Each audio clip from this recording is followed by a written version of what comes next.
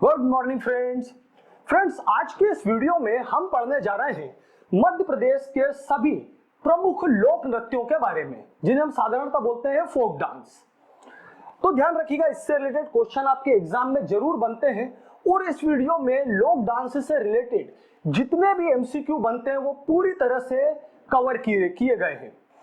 अब ध्यान रखिएगा, इसके अलावा सरदार वल्लभ भाई पटेल एकेडमी आपके लिए maths, science and technology, history, polity एक पूरी निशुल्क सीरीज चला रही है। तो आप चैनल को लाइक, शेयर, सब्सक्राइब करते हुए इस निशुल्क सीरीज का जरूर फायदा उठाया कीजिएगा। तो चलिए आज हम अपने आज का वीडियो शुरू करते हैं। हमारे पहले स्टार्ट करते हैं, शुरुआत में आते हैं हमारे निमाड़ के प्रमुख लोक नृत्य। तो देखिए, मैं पहले आपको क्वेश्चन बता देता हूं कि किस तरह के क्वेश्चन डांस से बनते हैं। तो देखिए, सबसे पहला क्वेश्चन किसी भी डांस से संबंधित आता है कि ये लोक नृत्य किस क्षेत्र को बिलोंग करता है।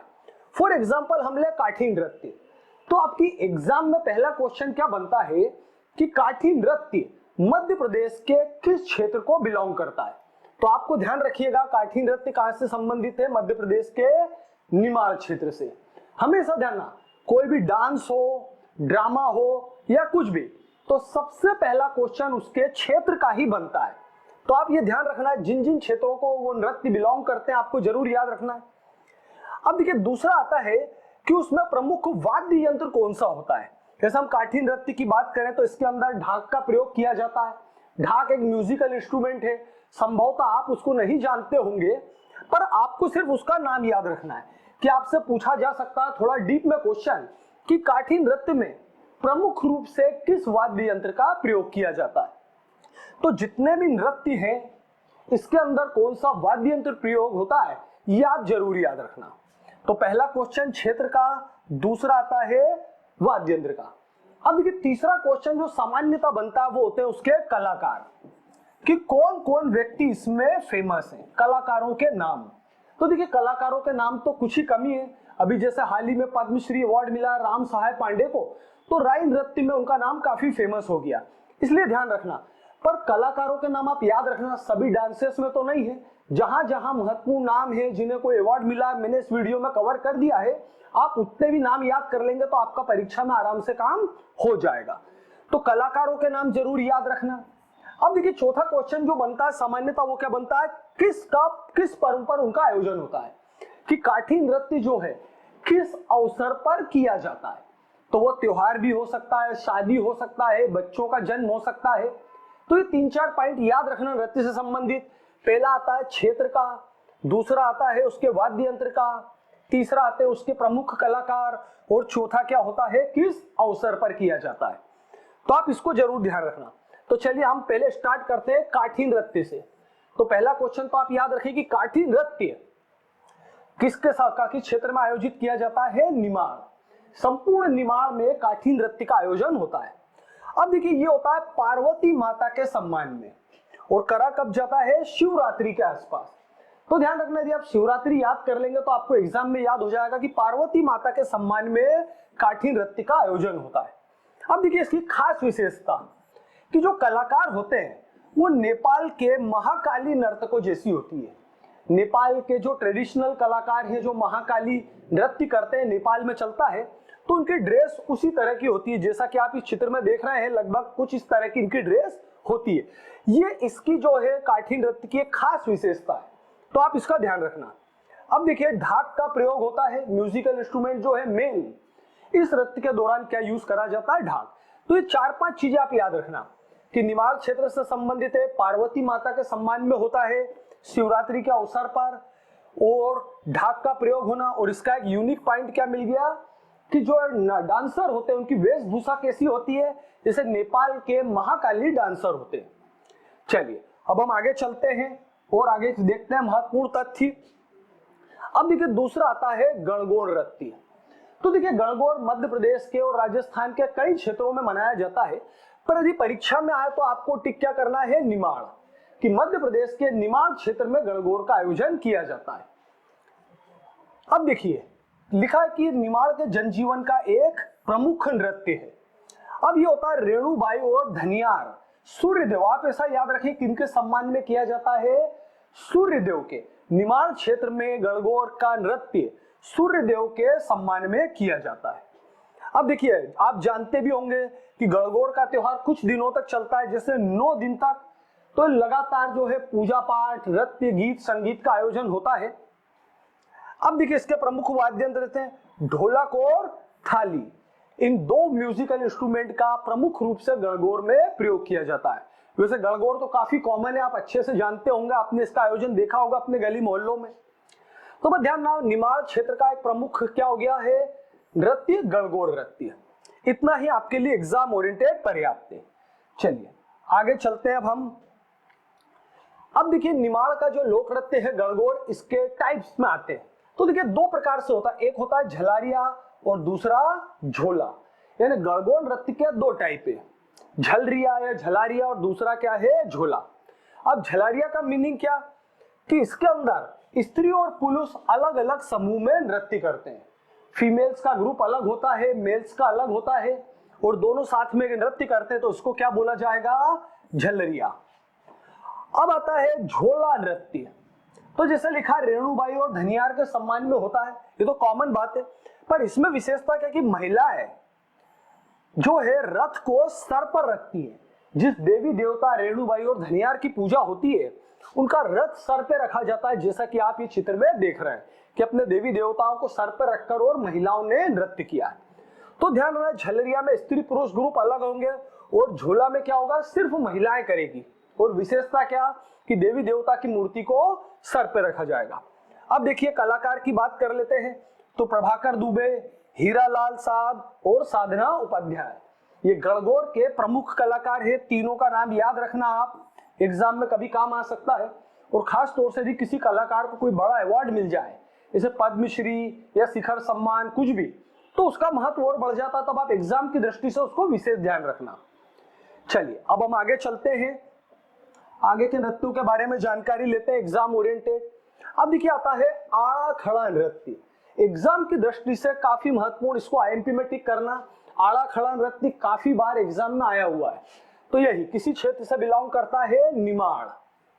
अब देखिए, इसका ओकेजन क्या, बच्चे का जन्म होना, विवाह के अवसर और मुंडन, यानी एक पारिवारिक कार्यक्रम है, धार्मिक कम है।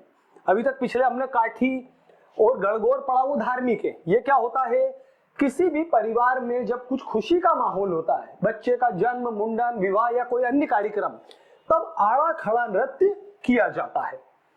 अब देखिए, इसके अंदर महिलाओं द्वारा किया जाता है। घर परिवार की कौन करती है, महिलाएं। और प्रमुख वाद्य यंत्र ढोल और थाली। तो वाद्य यंत्र याद रखना और ओकेजन जरूर याद रखना। और इससे भी ज्यादा महत्वपूर्ण कि ये आड़ा खड़ा नृत्य किस क्षेत्र से संबंधित है, तो क्या हो गया, निमाड़। चलिए आगे चलते हैं, अब हम और आगे की बातें देखते हैं। अब आता है डंडा नृत्य। तो यह भी काफी महत्वपूर्ण है निमाड़ क्षेत्र से, एग्जाम की दृष्टि से। अभी जैसे हमने आड़ा खड़ा की बात करी, उसी तरह से यह भी इंपॉर्टेंट है। अब देखिए, होता है किसानों द्वारा, होता है कब, चैत और बैसाख में, और रात्रि के समय किया जाता है। अब देखिए, ये क्या है, किसानों का जो है फसल उत्सव के रूप में मनाया जाता है, और मेनली रात्रि के समय पे ग्रुप डांस है, यानी फसल पकना, फसल में वृद्धि होना, उस अवसर पर यह किया जाता है। तो वैसे ध्यान रख, किसान समूह द्वारा किया जाता है। ये लाइन काफी महत्वपूर्ण है। और ये क्या होता है, डंडा नृत्य। वैसे मेन आप ध्यान रखें, डंडा नृत्य किस क्षेत्र को बिलोंग करता है, निमाड़। ये अपने काम की लाइन है। चलिए आगे चलते हैं, अब हम नेक्स्ट के बारे में बात करते हैं। अब आता है और महत्वपूर्ण, फफारिया नृत्य।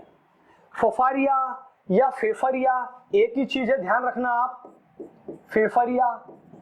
अब देखिए, इसका नृत्य का नाम ही जो है, फेफरिया वाद्य यंत्र के आधार पर आया है। फेफरिया क्या होती है, जैसे मैंने लिखा भी है, एक प्रकार की पुंगी होती है, एक वाद्य यंत्र है। अब मेनली इस नृत्य में क्या होता है, पुंगी या कहे फेफरिया या फफरिया का प्रयोग होता है, इसीलिए इसका नाम क्या पड़ गया है, फफरिया नृत्य। तो ध्यान रखिएगा। अब ये कब होता है, मेनली विवाह के अवसर पर, निमाड़ क्षेत्र में। तो देखिए वही बात, ये भी एक पारिवारिक नृत्य है, और इसे कब करा जाता है, जब किसी परिवार में कोई खुशी का माहौल होता है। विवाह के अलावा मुंडन, बच्चे का जन्म या कोई अन्य कार्यक्रम जो होता है, उस अवसर पर इसको किया जाता है। अब देखिए, ये भी स्त्री परक नृत्य है कि स्त्री और पुरुष इसमें भाग लेते हैं। अब देखिए कुछ नृत्य ऐसे हैं जो पारंपरिक तरीके से सिर्फ महिलाओं द्वारा करे जाते थे, पर अब समाज परिवर्तित हो रहा है, पुरुष भी भाग लेते हैं उसमें, तो पूरी तरह से बात सत्य साबित नहीं होती है कि सिर्फ महिलाओं का नृत्य। वैसे ज्यादातर नृत्य पहले क्या होते थे, सिर्फ महिलाओं द्वारा किए जाते थे। तो बस ध्यान रखना, फेफरिया नृत्य पुंगी इसका प्रमुख वाद्य यंत्र और निमाड़ क्षेत्र से ये संबंधित है। ये आपके सामने फेफरिया का ओरिजिनल चित्र है। चलिए अब आगे चलते हैं, हम नेक्स्ट पर चलते हैं। अब आता है मांडल्या। अब देखिए ये भी क्या है, परिवार का। निमाड़ आंचल में विवाह के अवसर पर किया जाता है और इसमें प्रमुख रूप से क्या यूज किया जाता है, ढोलक। तो बस ध्यान रखना, मांडल्या भी एक जो है पारिवारिक नृत्य है जिसे परिवार में खुशी के अवसर पर किया जाता है। देखिए किताबें जरूर बोलती है विवाह के अवसर पर किया जाता है, सही भी है, लेकिन परिवार में किसी भी खुशी के अवसर पर यह नृत्यों का आयोजन किया जाता है। अब देखिए इसमें लिखा स्त्री परक नृत्य, कि इसमें सिर्फ महिलाएं पार्टिसिपेट करती है। ये बुक्स के अनुसार सही है, लेकिन वर्तमान में पुरुष भी सहायता करते हैं, इसमें ओकेजन पर भी करा जाता है। तो बस ध्यान रखना, निमाड़ क्षेत्र से संबंधित और ढोलक प्रमुख वाद्य यंत्र है। चलिए अब हम आगे चलते हैं। अब आता है मालवा के प्रमुख नृत्य। अब ध्यान रखिएगा, निमाड़ के जो आपको मैंने 6 नृत्य बताए हैं उतने पर्याप्त है, आप याद रख लेना। अब आते हैं मालवा के। तो देखिए बेहद महत्वपूर्ण पहला आता है मटकी नृत्य। ये आप देख रहे हैं मटकी नृत्य का ओरिजिनल चित्र है। अब देखिए मटकी नृत्य अब आता है महिलाओं द्वारा विशेष अवसरों पे किया जाता है और प्रमुख रूप से शादी। अब देखिए यहाँ पर विशेष अवसर बोलने का मतलब वही आ जाता है, पारिवारिक नृत्य है जिसमें बच्चे का जन्म, विवाह या कुछ और ओकेजन हो, परिवार में खुशी का माहौल, तब किया जाता है। तो आप ध्यान रखिएगा मटकी नृत्य किस क्षेत्र से संबंधित है, मालवा। अब इसका प्रमुख वाद्य यंत्र हो गया है ढोल, कि ढोल की धुन से प्रारंभ होता है और ढोल को ही क्या बोला जाता है, मटकी। तो इसीलिए इसका नाम बोल दिया गया है मटकी नृत्य। यानी इसका मेन इंस्ट्रूमेंट क्या है, मटकी है, लेकिन सामान्य में आम भाषा में उसको ढोल भी बोल दिया जाता है। तो ध्यान रखना इसका प्रमुख वाद्य यंत्र क्या आएगा, मटकी या ढोल। अब देखिए आता है झेला। तो झेला का इस नृत्य में मीनिंग क्या होता है, वो महिला जो इस नृत्य को प्रारंभ करता, क्योंकि शुरुआत में जब ये नृत्य शुरू होता है तो तब महिला, एक ही महिला इसको स्टार्ट करती है, तो उस महिला को क्या बोला जाता है, झेला। और उसके बाद धीरे धीरे अन्य महिलाएं भी इस ग्रुप में जुड़ती चले जाती है। तो वैसे तो आप बस इतना याद रखना, मटकी नृत्य किससे संबंधित है, मालवा से, और प्रमुख इसका वाद्य यंत्र क्या है, मटकी है, जिसे सामान्य रूप से ढोल भी बोला जाता है। चलिए अब हम आगे चलते हैं, सभी इसके महत्वपूर्ण बिंदु तो मैंने आपको बता दिए हैं। अब आता है रजवाड़ी नृत्य। तो देखिए रजवाड़ी नृत्य भी काफी प्रचलित है, राजस्थान और मध्य प्रदेश के दूसरे क्षेत्रों में भी होता है, पर आप एग्जाम की दृष्टि से यदि कभी आए तो एग्जाम में सिर्फ मालवा टिक करना। और ये भी एक पारिवारिक नृत्य है जो सभी अवसरों पर किया जाता है। पारिवारिक नृत्य, परिवार में किसी भी खुशी का माहौल होगा तो उसमें किया जाता है। तो ध्यान, रजवाड़ी नृत्य मध्य प्रदेश के किस क्षेत्र से संबंधित है, मालवा। ये आपके काम की लाइन है। चलिए आगे चलते हैं। अब हम आगे आते हैं पतंग नाच, काफी महत्वपूर्ण, ये काफी यूनिक है। इसमें तो आप सिर्फ ध्यान रखना मालवा, ये नाच जो है दूसरे क्षेत्रों में नहीं होता है, सामान्यतः सिर्फ ये मालवा क्षेत्र में ही जो है आयोजित किया जाता है। अब इसको दूसरा नाम आता है कहेरवा दादरा, कहेरवा दादरा नृत्य। तो ध्यान रखना पतंग नाच का ही एक दूसरा नाम, सिनोनिम या पर्यायवाची क्या है, कहेरवा दादरा। और क्या है, ये भी इस परिवार में किसी भी अवसर पर किया जाता है या धार्मिक त्योहारों पर, सभी जगह ये आयोजित किया जाता है पतंग नाच। तो इसको ध्यान रखना, मालवा का प्रमुख एक नृत्य है, एग्जाम की दृष्टि से महत्वपूर्ण। चलिए अब हम आगे देखते हैं बुंदेलखंड के प्रमुख नृत्य। तो देखिए सबसे पहला आता है राई। राई तो आप बहुत अच्छे से जानते होंगे, मध्य प्रदेश का राजकीय नृत्य। मध्य प्रदेश का राजकीय नृत्य कौन सा है, राई। और ये बुंदेलखंड का तो काफी प्रसिद्ध है। वैसे ध्यान रखिएगा एग्जाम में यदि आता है कि राई नृत्य किस क्षेत्र से संबंधित है तो आप बुंदेलखंड ही टिक करना। पर ध्यान रखिएगा राई नृत्य मध्य प्रदेश, उत्तर प्रदेश बहुत बड़े क्षेत्र में आयोजित किया जाता है, बघेलखंड में भी किया जाता है, मध्य प्रदेश, राजस्थान कई हिस्सों में ही आयोजित होता है। पर एग्जाम में यदि आता है तो आप बुंदेलखंड टिक करना। अब देखिए एक और महत्वपूर्ण लाइन आती है, इसका दूसरा नाम, इसको बोलते हैं दामोदर नृत्य। इसका दूसरा नाम क्या? राई नृत्य का दामोदर नृत्य। अब आप में से मुझे कमेंट्स करके बताना कि राई नृत्य का दूसरा नाम दामोदर नृत्य होता है।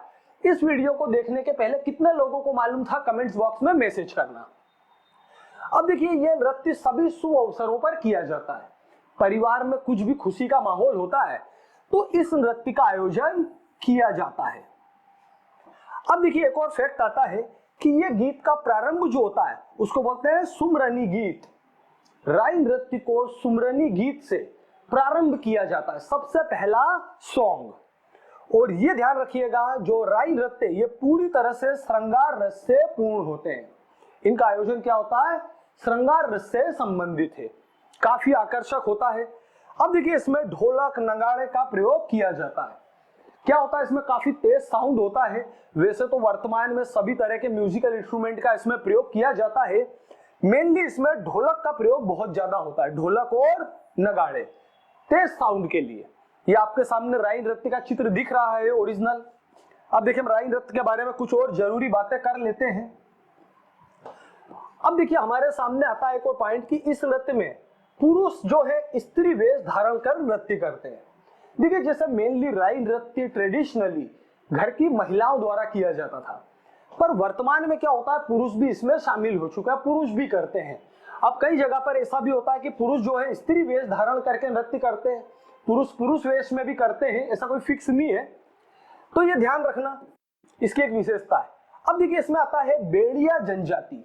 तो ध्यान रखिएगा, बेड़िया जनजाति की महिलाएं इसमें काफी बड़े लेवल पर पार्टिसिपेट करते हैं, उसे एक अपनी परंपरा मानती है।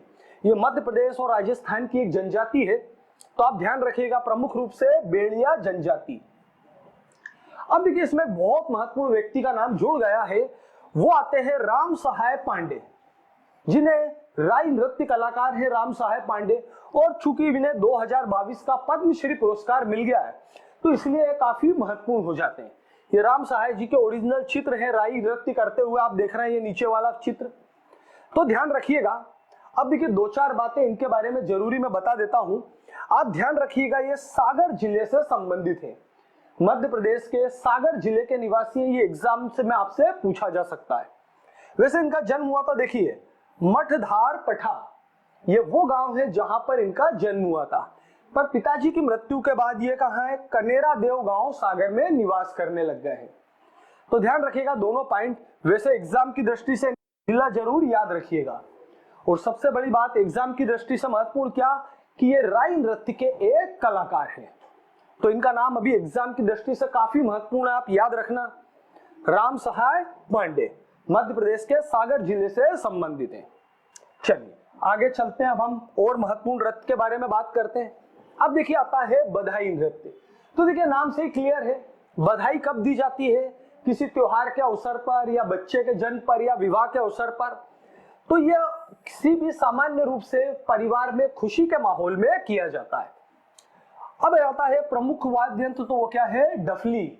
आप जानते होंगे डफली क्या होती है, हाथ से बजाई जाती है, एक हाथ में डफली पकड़ी जाती है। तो प्रमुख रूप से काय का प्रयोग होता है? डफली। और इसके अलावा अन्य वाद्य यंत्र टिमकी, बांसुरी आदि का भी प्रयोग किया जाता है। तो ध्यान रखें, आपसे यही बनता है क्वेश्चन की बधाई नृत्य कब कहां का क्षेत्र से संबंधित है? बुंदेलखंड। चलिए आगे चलते हैं अब हम नेक्स्ट हमारे पॉइंट की तरफ, सेरा नृत्य। तो देखिए, सेरा नृत्य भी बुंदेलखंड से संबंधित है। और यह कब होता है? फसल की कटाई पर, या कहें फसल पकने पर। तो इसमें सभी लोग पार्टिसिपेट करते हैं, किसान भी और अन्य वर्ग के लोग भी। अब देखिए, इसकी खास विशेषता आती है कि इसमें काय का वर्णन होता है? कृष्ण लीलाओं का वर्णन किया जाता है। तो देखिए, यहां से आपका एक नया एमसीक्यू बनता है कि किस नृत्य में कृष्ण लीलाओं का वर्णन किया जाता है। तो वो क्या होगा? सेरा नृत्य। आप इस लाइन को भी ध्यान रखना। मैंने अभी आपको 4 प्रकार के एमसीक्यू बताए नृत्य से रिलेटेड। पांचवा क्या बनता है कि उसके अंदर किसका वर्णन किया जाता है, उस पर्टिकुलर नृत्य में कौन सा ग्रंथ का या किस देवी देवता का वर्णन किया जाता है। अब देखिए, इसमें भी सभी तरह के वाद्य यंत्र का प्रयोग किया जाता है, कोई स्पेसिफिक नहीं है कि पर्टिकुलर इसी का प्रयोग किया जाता है। झांझ, मृदंग, मंजीरा, बांसुरी और मॉडर्न टाइम के भी जो नए म्यूजिकल इंस्ट्रूमेंट है वो भी इंट्रोड्यूस हो चुके हैं अब। तो वैसे ध्यान रखना, सेरा नृत्य और बुंदेलखंड ये जरूर है। चलिए आगे चलते हैं अब हम अगला आता है ढिमराई। ढिमराई नृत्य। तो देखिए ये ढीमर जाति का नृत्य है। ढीमर जाति है जो मध्य प्रदेश और खास तौर से उत्तर प्रदेश में काफी पाई जाती है, बुंदेलखंड क्षेत्र में। तो ढीमर जाति का जो ट्रेडिशनल डांस है वो क्या कहलाता है? ढिमराई। उत्सव क्या हो गया? नव दुर्गा के उत्सव पर। ये नव दुर्गा के दौरान माता दुर्गा की आराधना के रूप में किया जाता है। अब ये किससे संबंधित? श्रृंगार रस और भक्ति गीत गाए जाते हैं। अब देखिए इसकी खास विशेषता 7 से 8 चक्कर लगाना, यानी इसके अंदर गोल गोल 7 से 8 चक्कर लगाए जाते हैं। ये ढिमराई नृत्य की एक विशेषता है। अब म्यूजिक इंस्ट्रूमेंट की बात करें तो मृदंग, ढोलक, टिमकी सभी तरह का प्रयोग किया जाता है। तो वैसे तो आप इसमें ध्यान रखना कि ढिमराई किस क्षेत्र से संबंधित है? बुंदेलखंड और ढीमर जाति का ये जो है एक ट्रेडिशनल डांस फॉर्म है। चलिए आगे देखते हैं अब हम और जरूरी डांस। अब अगला आता है जावरा नृत्य। तो जावरा नृत्य भी जैसा हम देख रहे हैं बुंदेलखंड से रिलेटेड और कब कब किया जाता है? नवरात्रि के अवसर पर। अब देखिए इसकी एक खास विशेषता कि इसमें स्त्रियां सर पर उगे हुए ज्वार की टोकरी रखती हैं।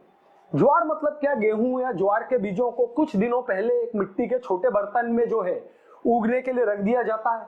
जब वो 5-6 इंच के हो जाते हैं उगकर, तो उनको सिर पर रखा जाता है और फिर उस दौरान उसको लेकर नृत्य किया जाता है। तो वैसे तो आप ध्यान रखें जावरा नृत्य किस क्षेत्र से संबंधित है? बुंदेलखंड। ये आपके लिए जरूरी है।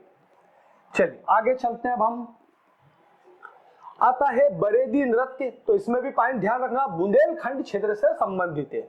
और कब चलता है? ये दिवाली पर, दीपावली पर ये आयोजित हुआ। अब ध्यान रखिएगा एक और लाइन कि भगवान कृष्ण की स्मृति में किया जाता है या भगवान कृष्ण के भक्ति परक है ये। तो बरेदी नृत्य बुंदेलखंड क्षेत्र से संबंधित। चलिए आगे चलते हैं हम। अखाड़ा नृत्य। अब देखिए यहाँ पर एक और बात का पॉइंट आपको मैं बताता हूँ एग्जाम की दृष्टि से कि जिन डांस के नाम बड़े सुंदर से होते हैं, जैसे अखाड़ा नृत्य। अब अखाड़े को हम ऐसी जगह समझते हैं जहाँ एक्सरसाइज की जाती है, डांस फॉर्म में हम इसको आसानी से नहीं समझ पाते। तो ध्यान, अखाड़ा नृत्य जो है एग्जाम की दृष्टि से महत्वपूर्ण हो जाता है इसके नाम के कारण। तो यह क्षेत्र है बुंदेलखंड और दशहरे के अवसर पर शस्त्र पूजन के रूप में किया जाता है। बुंदेलखंड क्षेत्र में शस्त्र पूजन के रूप में इसको किया जाता है। जैसे कि आप ये चित्र देख रहे हैं, ओरिजिनली चित्र है इसका। चलिए आगे चलते हैं। अब हम और महत्वपूर्ण नृत्य के बारे में बात करते हैं एग्जाम की दृष्टि से। अब देखिए बघेलखंड के प्रमुख नृत्य आते हैं। तो जैसा पहला मैंने बताया है राई नृत्य। तो अभी जब मैं बुंदेलखंड में पढ़ा रहा था तब भी मैंने आपको बताया था कि राई नृत्य किसी क्षेत्र विशेष में स्टार्ट जरूर हुआ था, पर ये अब ये नेशनल लेवल के डांस हो चुके हैं। तो ध्यान रखिएगा राई जो है वो बघेलखंड में भी आयोजित होता है, उत्तर प्रदेश, मध्य प्रदेश और भी कई हिस्सों में होता है। पर हाँ एग्जाम में आता है कि बुंदेलखंड का प्रमुख नृत्य राई है या नहीं, तो ध्यान रखिएगा राई जरूर है। आप राई ही टिक करना। मैंने आपको जानकारी के लिए बता दिया कि बघेलखंड में मन्नत पूरी होने पर होता है। इसका वही सारी बातें जो मैंने आपको बुंदेलखंड में बताई है वही बघेलखंड के लिए भी सत्य है। पर ध्यान रखिएगा ये यूनिक है, इसीलिए मैंने अलग से स्लाइड बना दी आपको। चलिए आगे चलते हैं। अब आता है बघेलखंड का नृत्य में बिरहा या अहिराई। तो ध्यान रखिएगा एग्जाम की दृष्टि से बहुत महत्वपूर्ण है। कई बार पूछा गया है कि बिरहा नृत्य किस क्षेत्र से संबंधित है या अहिराई नृत्य किस क्षेत्र से संबंधित है, तो यह टिक करना है आपको बघेलखंड। अब आता है कि बघेलखंड में सभी अवसरों पर, तो चाहे पारिवारिक हो या किसी देवी देवता का जन्म दिवस हो या त्योहार हो, सभी अवसरों पर यह होता है। अब देखिए इसमें कुछ विशेषताएं देख लेते हैं कि इसमें जो है पुरुष तीव्र गति से नृत्य करते हैं। पुरुष जो है काफी स्पीड वे में, काफी तेजी से नृत्य को करते हैं। अब देखिए दूसरा था अहिर जाति के द्वारा किया जाता है। यादवों में ही एक जाति होती है अहिर, उसी के द्वारा यह किया जाता है। तो यह भी अहिर जाति का एक ट्रेडिशनल लोक नृत्य है। अब देखिए इसमें आता है एक और विशेषता कि इसमें महिलाएं घूंघट अवश्य पहनती हैं। यह नृत्य महिलाओं द्वारा घूंघट पहनकर भी किया जाता है। अब देखिए इसकी एक और विशेषता कि मोर पंख और रंगीन डंडा हाथ में रखते हैं। तो देखिए बिरहा नृत्य में काफी सारे नियम हैं कि तेज गति से नृत्य करना पुरुषों द्वारा, अहिर जाति का है, घूंघट अवश्य पहनती हैं, मोर पंख और एक रंगीन डंडे का प्रयोग किया जाता है। ये सभी विशेषताएं याद रखना, आपसे पूछी जा सकती हैं। और मेनली इसका क्षेत्र तो मैं आपको बता ही चुका हूं, बघेलखंड, ये जरूर याद रखना। चलिए अब हम आगे चलते हैं और नृत्य के बारे में बात करते हैं। अब देखिए अहिराई नृत्य के जैसा हमने लिखा यहां पर, तो मैंने आपको बता दिया अहिराई का अर्थ क्या। तो बिरहा में स्त्री और पुरुष दोनों पार्टिसिपेट करते हैं और अहिराई में ज्यादातर रोल महिलाओं का होता है। ये एक स्त्री परक नृत्य था, लेकिन आज की तारीख में क्या होता है, दोनों कॉमन हो गए। चाहे बिरहा बोले उसमें स्त्री पुरुष दोनों भाग लेते हैं। अहिराई प्राचीन समय में महिलाओं से रिलेटेड था, लेकिन अब पुरुष भी पार्टिसिपेट करते हैं। मैंने सिर्फ आपको जानकारी देने के लिए अलग से स्लाइड बना दिए, ध्यान रखिएगा। अब देखिए इसकी एक और विशेषता दी गई है, प्रश्नोत्तर शैली होना। तो बिरहा या अहिराई दोनों में है। चलिए आगे चलते हैं अब हम। कलसा नृत्य, तो देखिए ये भी एग्जाम की दृष्टि से बिरहा या अहिराई नृत्य की तरह काफी महत्वपूर्ण है। कलसा नृत्य किस क्षेत्र को बिलोंग करता है, बघेलखंड। पहले तो आप ये पॉइंट याद रखना। अब देखिए इसमें अहिर जाति द्वारा ही ये किया जाता है और मटकी को सिर पर रखकर, जैसे निमाड़ में भी मटकी नृत्य होता है, ये लगभग उसी प्रकार का है और प्रमुख अवसर विवाह के अवसर पर किया जाता है। चलिए आगे देखते हैं अब हम। अब आता है दादरा। वैसे देखिए दादरा नृत्य जो है लगभग विवाह के अवसर पर या बच्चों के जन्म पर संपूर्ण उत्तर भारत में किया जाता है। बघेलखंड में भी यह प्रमुख रूप से आयोजित होता है, लेकिन ध्यान रखना दादरा नृत्य एक बहुत कॉमन है जो काफी अवसरों पर किया जाता है। अब देखिए यह है पुरुषों द्वारा खुशी के अवसर पर, पारिवारिक खुशी पर किया जाता है। अब देखिए यह नृत्य कोल, कोटवार और कहार जाति में अत्यधिक लोकप्रिय है। तो ध्यान रखना कोल जनजाति के रूप में भी आपसे पूछा जाता है कि कोल जनजाति का प्रमुख नृत्य क्या, या कोटवार जनजाति का क्या, या कहार का क्या। तो ये ध्यान रखना। अब इसमें म्यूजिकल इंस्ट्रूमेंट तो वही सारे हैं, ढोल ढालक आदि इत्यादि। चलिए तो बस वैसे आप दादरे का याद रखना कि ये बघेलखंड से संबंधित है, बाकी पूरी तरह से बात सत्य नहीं है, सभी क्षेत्रों में इसका आयोजन किया जाता है। अब केमाली नृत्य, हाँ अगला काफी महत्वपूर्ण। तो सबसे पहले तो क्षेत्रीय याद रखना, केमाली भी कई बार परीक्षा में पूछा गया कि किस क्षेत्र से संबंधित है, तो वो है बघेलखंड। अब देखिए इसका दूसरा नाम जो काफी महत्वपूर्ण है वो आता है साजन सजनी नृत्य। केमाली नृत्य का दूसरा नाम क्या है, साजन सजनी नृत्य। तो आपको एग्जाम में ये एमसीक्यू ज्यादा महत्वपूर्ण बनता है कि साजन सजनी नृत्य किसे कहा जाता है या किस क्षेत्र से संबंधित है। अब देखिए विवाह के अवसर पर सवाल जवाब की श्रेणी में, तो वही इसका स्टाइल सवाल जवाब होता है विवाह के अवसर पर या सभी खुशियों के अवसर पर। वैसे एग्जाम की दृष्टि से आप इसका दूसरा नाम और क्षेत्र याद रखना। चलिए आगे चलते हैं अब हम और महत्वपूर्ण पॉइंट पे, सुआ नृत्य। तो देखिए ये भी बघेलखंड क्षेत्र में चलता है। वैसे सुआ कई सारी ट्राइब्स द्वारा भी किया जाता है, बुंदेलखंड में भी होता है काफी ज्यादा। तो देखिए मेन आता है खरीफ की फसल के पकने पर किया जाता है, फसल पकने पर यह किया जाता है और इसमें महिलाएं द्वारा गोल समूह में नृत्य किया जाता है। तो वैसे तो ओकेजन याद ना, फसलों के पकने पर और सुआ नृत्य वैसे काफी सारी जनजातियों में भी काफी प्रचलित है, एक से ज्यादा। चलिए आगे हम देखते हैं रे नृत्य। इसको थोड़ा ध्यान रखना, एग्जाम में कई बार आया है कि बच्चे के जन्म पर किया जाने वाला नृत्य। तो बघेलखंड का, तो अब ये देखिए स्पेसिफिक हो जाता है कि बघेलखंड में बच्चे के जन्म पर किया जाता है रे नृत्य। तो इसको थोड़ा ध्यान रखना, इसमें ज्यादा स्पेसिफिक फीचर नहीं है इसलिए महत्वपूर्ण हो जाता है। चलिए आगे हम देखते हैं और प्रमुख नृत्यों के बारे में। तो देखिए अब आता है केहरा नृत्य।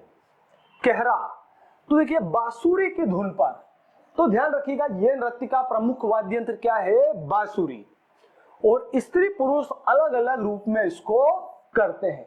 तो लगभग सभी अवसर, चाहे फसल पकना हो, बच्चे का जन्म हो, विवाह हो या कोई धार्मिक त्योहार, तो केहरा नृत्य का आयोजन किया जाता है बघेलखंड में। वैसे इसमें इतना ही ध्यान रखना, केहरा नृत्य किससे संबंधित है, बघेलखंड। चलिए आगे हम चलते हैं हमारे अंतिम स्लाइड की तरफ। यह आता है अटारी नृत्य। तो देखिए अटारी नृत्य बघेलखंड या दूसरे क्षेत्रों में प्रसिद्ध है, पर वैसे ध्यान रखना ये बेगा जनजाति का एक प्रमुख नृत्य है। खास तौर से इसमें बेगा जनजाति के लोग पार्टिसिपेट करते हैं। तो देखिए गोल घेरे में किया जाता है और इसकी खास विशेषता कि एक पुरुष के कंधे पर 2 व्यक्तियों को बिठाया जाता है। तो ये लाइन याद रखना, बेगा जनजाति वाला फैक्ट कि अटारी नृत्य बेगा जनजाति से संबंधित, और इसकी खास विशेषता क्या कि कंधे पर 2 व्यक्तियों को बिठाकर किया जाता है। तो ध्यान रखिएगा। वैसे इस वीडियो में मैंने जितने आपको बताए हैं नृत्य के बारे में, यदि आप इतने भी कर लें तो एग्जाम में आपका काम सफिशिएंटली हो जाएगा। अब आज के इस वीडियो में इतना ही। आप सभी का बहुत बहुत धन्यवाद।